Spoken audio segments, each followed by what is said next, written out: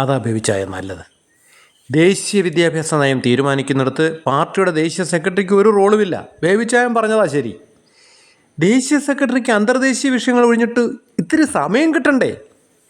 അന്ന് സത്യം പറയാമല്ലോ, ആ ബേബിച്ചായന് ആ ട്രംപിനെ വിരട്ടി, നെതന്യാഹുവിനെ വിരട്ടി. ട്രംപ് എന്തായാലും ബേബിച്ചായൻ്റെ വിരട്ടിലേറ്റു. നെതന്യാഹുവിനോട് പറഞ്ഞ് ഗസയിലെ അടി അവസാനിപ്പിച്ചു. അതുകൊണ്ട് എന്താ നേട്ടം? ബന്ധുക്കളെയും വിട്ടു, ഇവിടുന്നുള്ള ആൾക്കാരെയും വിട്ടു.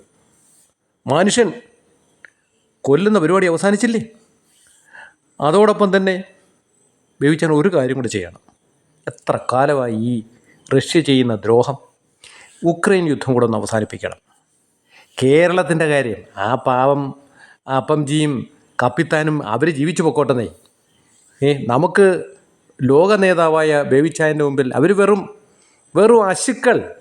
അവർക്കും ജീവിക്കണമല്ലോ, പാവങ്ങളാവും അവർ. പോട്ടെ.